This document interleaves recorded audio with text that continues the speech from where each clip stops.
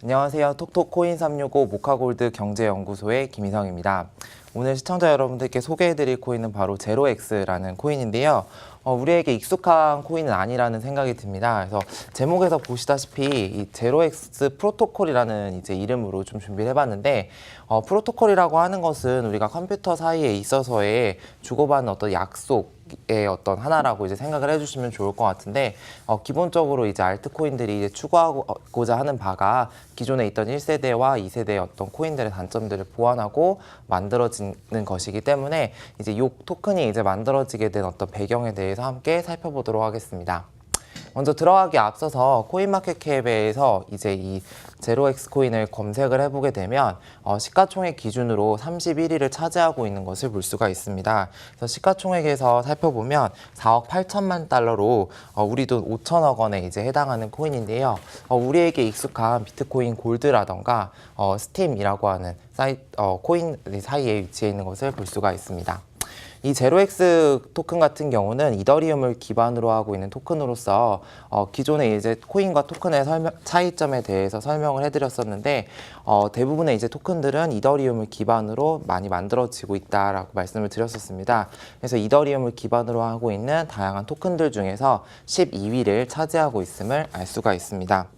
자, 그렇다고 한다면 이 제로엑스라고 하는 이 토큰이 이제 꿈꾸고 있는 바는 무엇이냐라고 보면 Powering Decentralized Exchange라고 해서 바로 이 제로엑스가 이제 희망하고자 하는 어떤 목표 지향점은 바로 프로토콜을 만드는 것입니다. 프로토콜은 플랫폼도 아니고 또 뭔가 코인도 아닌데 얘는 뭘까라고 이제 생각이 드실 텐데, 이 토큰이 만들어지게 된 개념은 바로 거래소와 이제 연관성이 있습니다. 그래서 우리가 암호화폐에 이제 투자하는 방법에 있어서 직접 코인을 개발하는 경우도 있고, 혹은 코인을 채굴하는 경우도 있고, 아니면 그 플랫폼 서비스에서 양질의 어떤 컨텐츠를 제공을 해서 일정 부분의 어떤 서비스를 제공한 것에 대한 기여도를 받는 경우도 있고, 가장 많이 우리가 일상생활에서 쉽게 할 수 있는 방법이 바로 거래소를 이용해서 샀다 팔았다 하는 경우들이 굉장히 많습니다. 그래서 이런 어떤 거래소에 있어서 봤더니 기존의 암호화폐가 만들어지게 되었던 어떤 분산화되어 이라고 하는 그 특징과 좀 다르게 거래소는 다소 중앙 집권화가 되어 있다라는 어떤 특징에 포커스를 맞춰서 얘도 이 거래소도 이제 분산화되어서 한번 만들어 보면 좋지 않을까라고 생각을 해서 만들어지게 된 토큰입니다. 그렇다고 한다면 이제 기존에 말씀드렸던 다른 토큰 중에 하나처럼 얘도 이제 뭔가 거래소를 만들어서 자기네들의 어떤 토큰을 이용하면서 그 시스템을 활용하라는 것인가라는 이제 생각이 드실 수도 있겠는데요. 이 토큰 같은 경우는 거래소를 만드는 것이 목적이 아니라 거래소에서 사용되는 기본적인 약속인 프로토콜을 개발하는 것을 목적으로 하고 있습니다. 그래서 이더리움을 기반으로 이제 분산화된 어떤 거래소들을 위한 프로토콜을 만드는 것이 이 토큰의 목적이다라고 보시면 좋을 것 같습니다. 그렇다면 우리가 현재 많이 사용하고 있는 거래소들을 살펴볼 수 있을 텐데요. 이제 우리나라에서 많이 사용이 되어지는 어떤 거래소들을 준비를 해봤습니다. 그래서 대부분 많은 이제 시청자분들께서 이제 이런 코인 거래소에서 거래를 하실 텐데, 이런 거래소들의 특징은 바로 중앙화된 거래소라고 하는 것입니다. 그래서 이 회사가 다양한 어떤 토큰들이나 코인들을 갖다 놓고 사고자 하는 사람과 팔고자 하는 사람들의 중간에 매개체 역할을 하고 있는데, 기존에 있었던 이 거래소들 같은 경우에 있어서의 좀 문제를 찾아볼 수 있더라라는 것입니다. 바로 문제점을 살펴보게 되면 첫 번째는 바로 해킹의 위험성을 들 수가 있는데요. 중앙화되어 있기 때문에 해킹에 취약하다라는 것은 우리가 다 익히 생각해 볼 수 있는 내용 중에 하나입니다. 그래서 마운트 콕스라던가 유빅과 같은 여러 거래소들이 일전에 해킹의 어떤 경험을 겪었었고요. 중앙화되어 있는 어떤 거래소이기 때문에 이제 단순하게 그 사람이 갖고 있던 코인이나 토큰만 이제 없어지는 것이 아니라 그에 부수된 개인 정보들의 유출까지 어떤 다양한 문제점을 가지고 있다. 그래서 최근에 이제 400억 원에 해당하는 어떤 토큰이 날아가서 굉장히 이제 무리를 빚었던 어떤 사건들까지 한번 살펴볼 수 있을 텐데요. 그런 식으로 이제 해킹의 위험성이 매우 높다라는 것이 있고요. 그다음에 두 번째 살펴볼 문제점은 바로 가격 조작이 가능하다라는 것입니다. 기본적으로 중앙화되어 있기 때문에 그 회사가 관리하고 있는 여러 서버에 저장이 되어 있는데 그 서버 안에서의 어떤 가격 조작의 가능성이 좀 있다라고 이제 볼 수가 있습니다. 그래서 2018년에 미국 상품선물거래위원회에서도 비트파이넥스와 테더가 함께 모의를 해서 비트코인의 시세 가격을 조사한 것이 아니냐라는 이제 의문점이 제기가 돼서 이제 그에 관련돼서 뭐 테더 청문회다라고 해서 미국에서 이제 굉장히 시끄러웠던 이슈가 있었는데 그 이슈에 대해서 이 CFTC인 미국 상품선물거래위원회에서는 개인정보 보호 때문에 어떤 정보들을 유출해 줄 수가 없다라고 하면서 이제 그 가격 조작과 관련된 어떤 내용의 팩트를 아직까지 우리는 알 수가 없다라는 것이 이제 사실입니다. 근데 이제 걔네들이 정말 가격 조작을 하지 않았을 수도 있지만 정말 만약 했다라고 한다면 이라는 어떤 궁금증에서 우리는 충분히 이제 가격 조작을 할 수 있다라는 어떤 생각을 해볼 수도 있고요. 그리고 이제 마지막으로 한번 봐볼 만한 문제점은 바로 정부의 규제가 가능하다라는 점입니다. 그래서 중국과 혹은 뭐 북한과 같이 어떤 일당 체제라던가 혹은 어떤 정부가 이제 모든 시장에 관여를 많이 하는 경우에 있어서 이 중앙화된 거래소들 같은 경우는 충분히 어떤 정부의 영향을 받을 수도 있다라는 것을 볼 수가 있습니다. 그렇기 때문에 이와 같은 중앙화된 거래소에서 좀 거리를 두고 분산화된 거래소를 만들어 보자라고 하면서 만들어진 것이 바로 이 제로엑스 코인이 되겠습니다. 그래서 앞서 봤던 이제 문제점들을 하나하나 이제 살펴보면 해킹의 위험성이 매우 크다라고 했던 어떤 문제, 그리고 정부의 규제가 가능했다라고 했던 문제점, 가격 조작의 가능성이 있다라고 했던 이러한 어떤 문제점을 갖다가 탈피하고자 만들어진 것이 바로 분산화된 거래소인데요. 거래소가 이제 분산화돼서 운영이 되려고 한다면 일반적으로 다양한 그 서버를 이용하는 사용자들이 있을 텐데 그 사용자들 사이에 있어서의 어떤 매수와 매도가 이루어져야 되고 그런 어떤 정보들이 또 어딘가에 기록이 되어져야 할 겁니다. 그래서 이 제로엑스가 꿈꾸고자 하는 어떤 모습에 대해서 한번 살펴보도록 하겠습니다. 이전에도 이 분산화된 거래소에 많은 관심을 이제 가졌던 적이 있습니다. 그래서 이미 기존에 만들어져 있던 거래소가 있는데요. 바로 이더델타라고 하는 거래소를 들 수가 있습니다. 그런데 사람들은 생각보다 이 분산화된 거래소를 쓰지 않습니다. 그래서 왜 쓰지 않느냐라고 이유를 한번 살펴보면 중앙화된 거래소에 비해서 몇 가지 어떤 단점들이 존재하고 있다라고 하는 것입니다. 그래서 첫 번째는 모든 행동에 비용이 든다. 그래서 우리가 이미 거래소에서 이제 매수와 매도를 많이 해보신 분들 같은 경우는 매수할 때도 수수료가 나가고 매도할 때도 수수료가 나가고 이런 식으로 하는데 거래소에 따라 좀 다르지만 어떤 고정 비용을 지출하는 경우가 있습니다. 대부분의 거래소들이 물론 그렇긴 한데 내가 뭐 1000개의 이더리움을 사던 1개를 사던 거래 수수료가 이제 유사하게 들어가는 경우를 볼 수가 있는데 중앙화된 거래소가 아닌 이 분산화된 거래소 같은 경우는 거기서 이제 일어나고 있는 다양한 활동, 단순하게 매수 매도뿐만 아니라 기타 부수적인 어떤 활동을 할 때도 그에 따른 수수료가 들어가게 되고 그리고 속도가 매우 느리며 그리고 아직까지 많은 사람들이 사용을 하지 않기 때문에 이제 적은 거래량으로서 내가 사고자 하는 가격 그리고 어떤 누군가 매도자가 팔고자 하는 가격이 좀 상이한 것을 이제 살펴볼 수가 있습니다. 그래서 이러한 이더델타 등 분산화된 거래소가 가지고 있는 어떤 단점을 보완하고자 만든 것이 바로 제로엑스 이제 프로토콜이라고 하는 것인데요.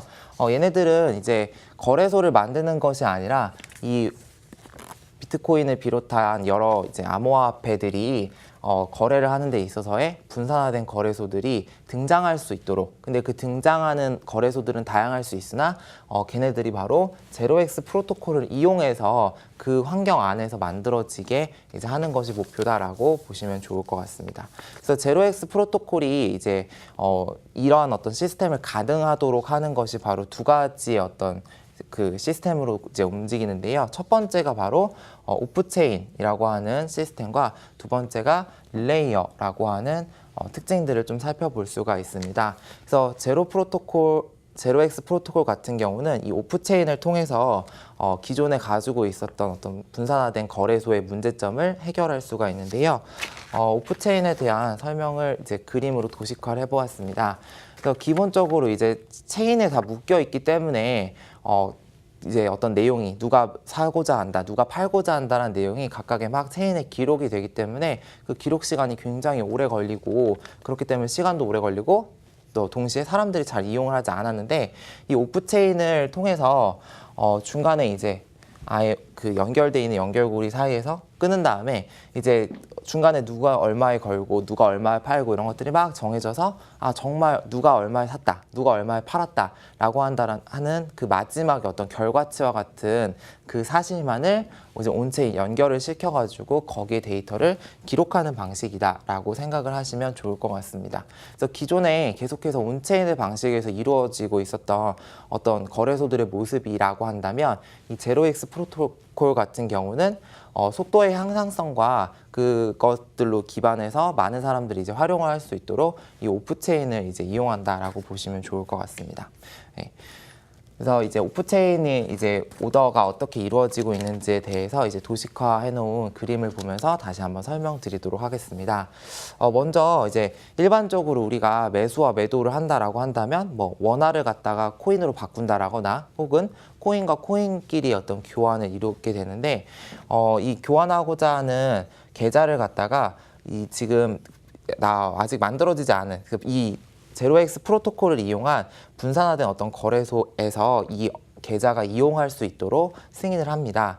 그래서 이제 거래를 이제 희망하는 사람이 이 네트워크의 어떤 망에다가 내가 얼마에 어떤 걸 하고 싶어, 즉 뭐 얼마에 매수하고 싶어, 얼마에 매도하고 싶어 이런 데이터를 이제 입력을 하게 되고 그 다양한 어떤 매수 매도에 대한 어떤 데이터들을 바탕으로 어떤 이제 테이커 이제 그거에 대해서 수령을 하는 사람이 내가 봤더니 이 거래 할만하네 라고 이 사람이 생각이 들면 본인의 마찬가지의 계좌도 이제 이 분산화된 어떤 거래소에서 승인을 받게 되고 이제 내가 갖고 있던 토큰과 함께 서로의 교환이 이루어지게 되는 것입니다. 그래서 기존에는 여기에 거래소가 있었다면 이 거래소가 없어지고 이 프로토콜을 이용하여서 그 매수와 매도가 이루어진다라고 하는 것이 바로 이들이 말하고 있는 내용입니다.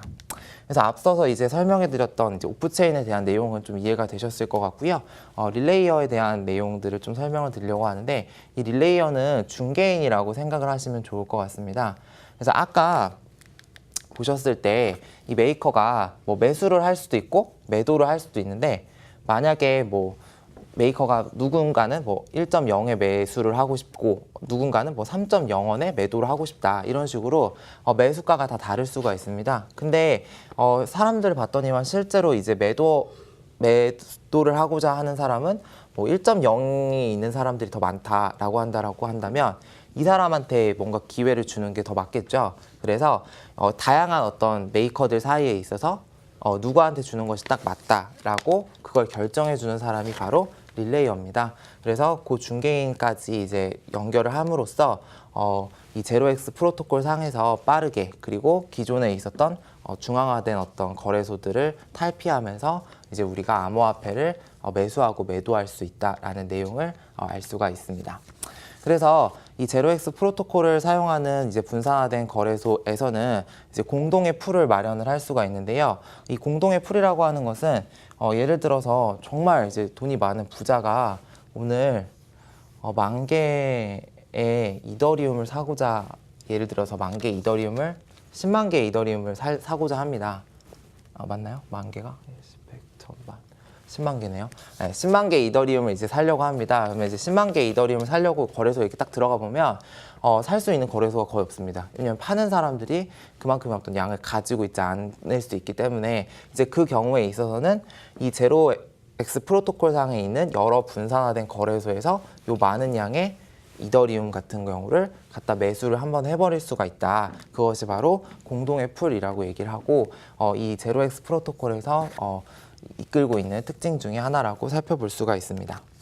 그래서 제로엑스 프로토콜을 통해서 이제 기존에 분산화된 어떤 거래소들이 가지고 있었던 단점들을 탈피를 해서 거래 속도도 높이고 그리고 수수료도 좀 낮추고 동시에 많은 사람들이 이용할 수 있도록 거래량과 유동성을 늘릴 수 있다라고 이제 살펴볼 수가 있습니다.